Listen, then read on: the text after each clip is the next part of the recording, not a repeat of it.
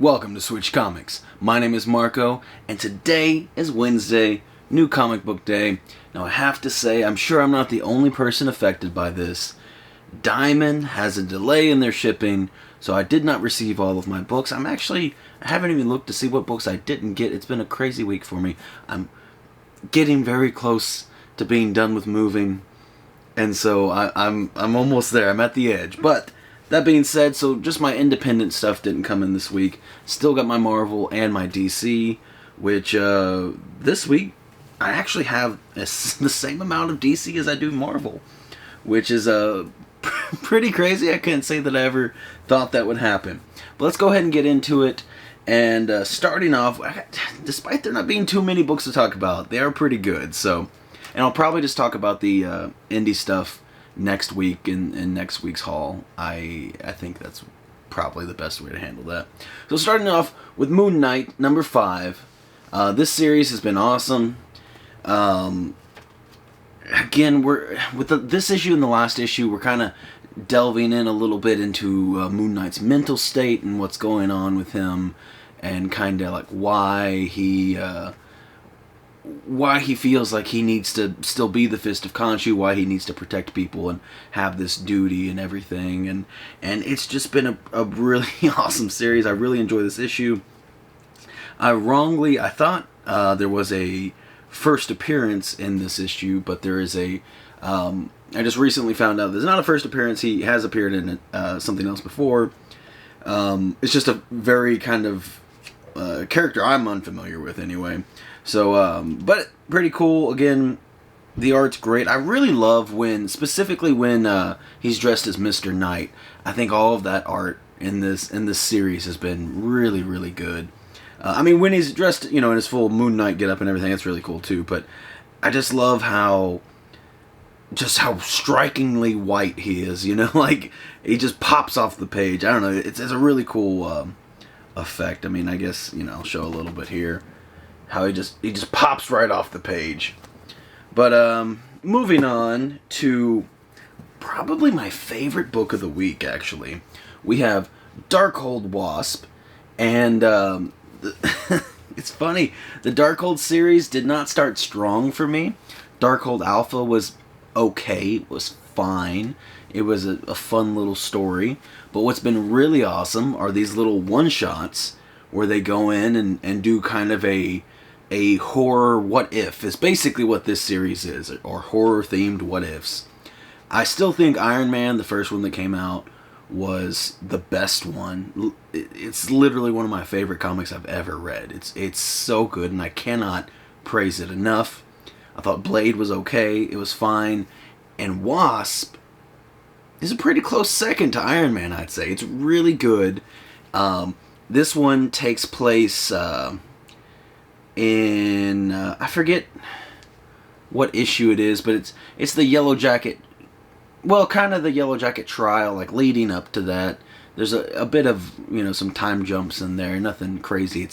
It's in that realm of Hank Pym not being a very good person. So, which if you know, you know. But anyway, yeah, so this is a story for Wasp, and I thought it was super cool. Again, just kind of taking a spin on a character's origin, which the Blade one didn't do, really. But this one felt more in line, like with the Iron Man. I think that's what's so good about him, is because it's the story that you know already. And they just take it and kind of do this, like, what if something bad happened, Or what if, the person made a darker decision kind of thing. And I highly recommend that one. Even if you haven't read Alpha, haven't read any of the other ones, check out Wasp and check out Iron Man, because they are just really, really awesome books. I cannot praise them enough. So now we're moving on to King number 4. This series to me started super strong. And again, I always try to be truthful here. And I don't hate it, don't get me wrong. I thought issues 1 and 2 were awesome. I really, really liked them. And it's, sometimes I feel like you see the ending coming too soon. Maybe I'm wrong. Maybe they're going to pull a twist. I think this is a 5-part series, so I think there's one more. I don't know, don't quote me on that, but basically, Kang finds Nathaniel Richards and is trying to train him to be the best Kang ever, you know, and so in doing so, you know, Nathaniel ends up hating that Kang, and you know, he's like, yeah, I'm gonna be better than you, and I'm gonna defeat you, and this and that or whatever, and then to me, it just seems like it's just a circle where Nathaniel will become Kang. You know, Kang is Kang for all of time, no matter what you do, is what it seems like this is leading to. However, it felt like that from issue 3, and I feel like we're just kind of beating the point in with issue 4 here, and I hope that's not all issue 5 is as well. Maybe there's a twist and a turn in there somewhere, but that's really what it feels like to me. And it's, again, not terrible. I don't hate it, but it was fine, you know? It was a fine comic. And sometimes it just kind of sucks when you start strong. And like I said, those first 2 issues I thought were really cool. And then they kind of, you know, meh, since then. Hey there, so while editing, I realized that I missed a book. I let Chris read a book and I forgot to grab it before making the video. So I left out Dark Ages number 3, and I did get the variant cover here. This is the B cover, because it's an Iron Man cover, and I'm an Iron Man fiend, so I had to get it. But Dark Ages is a very, very good series. It's a series that I almost did. Well, technically, I didn't grab the first print of number 1. I loved the B cover of issue 2 so much. It was X-23 cover, so I grabbed it. And then there was a second printing, I think, the week after. So I grabbed that, and man, this series has blown me away. It's way better than I thought it was going to be. I thought it was just going to be Apocalypse is fighting everybody. But there's a lot going on, and it's also this kind of dark alternate reality, so there's no rules, you know, like they're not afraid to kill people and you know, do these things that you can't do in the main, you know, continuity. So for the same kind of reasons that I am enjoying the Darkhold one-offs that are, you know, these darker takes on different stories, is kind of the same reason I'm enjoying Dark Ages, is because it is just a darker tale. You know, the weight is a lot heavier, and the stakes are very high, and it is a super, super good book. I am really, really enjoying it. And I really like this cover a lot too. Like, again, I got the variant cover. I thought it was super cool looking, a very awesome cover. Very happy to have it. And then that is it for the Marvel. Again, I know, super light week. I do apologize, but we still got some more good stuff. So we're going to start here with Suicide Squad King Shark number 3. And this series has been fun. Nothing crazy, I don't think. You know, I started picking it up because obviously King Shark is a hot topic right now. I think he's a fun character. This King Shark obviously isn't like the King Shark from the movie at all. King Shark in the movie is a lot more dumbed down, a lot cuter, I would say. This King Shark, he's fine. I think the story's fine. Actually, okay, I'm gonna cut back, and this was mainly not a problem with this issue. I think it was the issue before it was number 2, where I can't, and I have no idea how to pronounce his name, but the god shark, King Shark's father, you know, he's this super powerful, gigantic shark, and you know, like, you know, bowing down to Amanda Waller, and it's rough for me, like, and I get it, she's got things against him, but I think, and again, maybe I'm not a suicide, you know, I don't read Suicide Squad, I'm not a big DC person in general, maybe it's just, you know, they're showing how crazy Amanda Waller is and how powerful and resourceful she is, but to me, it's just too far stretched.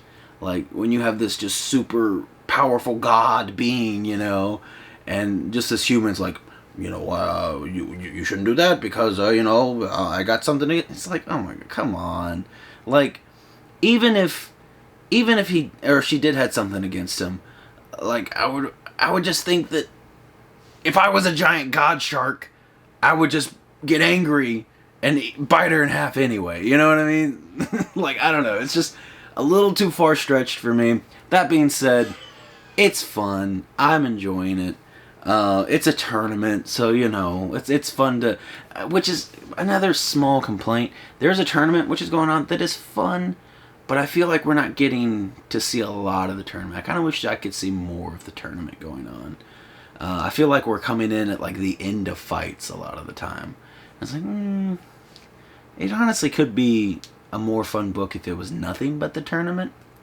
I think I could do without the Amanda Waller stuff, is all I'm saying. Which then it wouldn't be a Suicide Squad book. That's fine. Just make it a King Shark book. Like, it's fine. So, moving on now to Nice House on the Lake, number 6. One of my favorite series that I'm reading. The worst part about this book is that they're taking a break after this one. I think they're returning in March, or maybe that's another book I'm thinking of. I can't remember.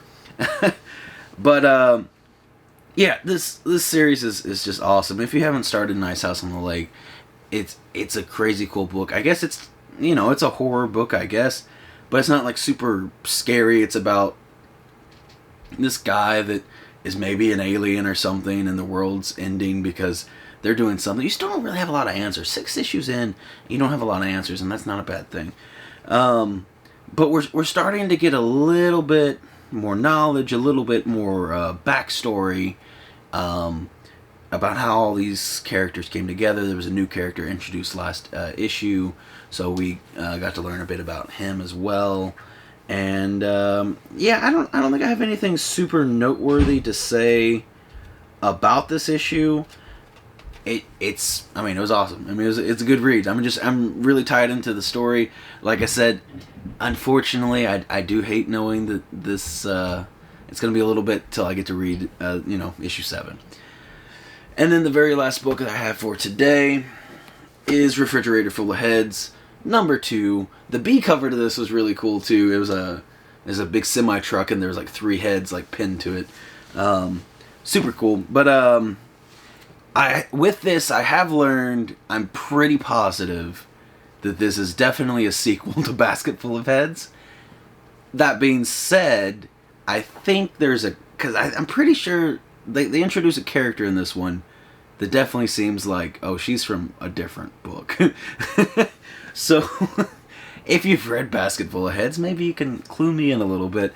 That being said, I think it's still a fine book to read if you haven't read Basketful of Heads. I'm enjoying it quite a bit. I think it's fun, it's wacky. They have an axe that can do... It's hard to explain. So, like, for example... And I guess it's not too much of a spoiler. Heads are getting cut off. So, like with the axe, you can cut off a head, and you're still alive. That person that got his head cut off is still alive, but they're just like kind of in this perpetual state of suffering, I guess, because they're just a head. So it does. I don't know if it's a curse or what it is exactly, but the lethal damage that it would do doesn't kill you. So it kind of just makes you suffer forever, I guess. I don't know if you die. Like, for example, I don't know if you cut off someone's head and then you just shot them in that head, with a regular gun. Does that then kill them? I'm not sure. I don't know the rules to it. But I don't know. Do they die of old age eventually? I'm not exactly sure how it works. But regardless, still a very fun book. And it definitely does seem in this issue that there's some stuff I don't know about. But I think it's fun enough and it's well paced enough that I can overlook it and still enjoy the series. I may go back one day and read Basketful of Heads. I don't think that's a very long series. I think it's a short series. So those are the 6 books that I have for this week. Obviously, next week should be a much bigger batch of books and conversation. So next week's video might be kind of long. That's kind of all I have to say for now. I do want to mention... Soon I will be announcing, I've decided I'm going to be doing giveaways again. I've been, like I said, I've been moving, a lot's been going on, and I love giving to the community and everything, so I'm going to do giveaways at every 100 subscribers up to 1,000. 1,000 is going to be a big one, obviously. Like I knew, once I hit 500, I was like, man, my first thought was like, you know, I gotta get something crazy for 1,000. But obviously, you know, 1,000's gonna be a little while. So I was like, okay, well, reel it back in, think about the now. And I'm gonna do smaller giveaways, but still, you know, cool giveaways. I'm gonna make sure to get you some good stuff. Again, it's 600, 700, 800, 900, and then some big stuff for 1,000. So, hopefully, if it works out, I'll be able to announce that this week or hopefully next week. But that's all the news I have for you today. Again, as always, let me know what you're reading. Let me know what you didn't get to read yet because Diamond hasn't shipped. Or, you know, if you agree with some of the things that I'm reading and you're liking it and whatnot, or not liking it, or whatever you're feeling, let me know in the comments. Because I love talking about comics and I love getting to know all of you all just that little bit more. That's gonna be it though for today. See you next time.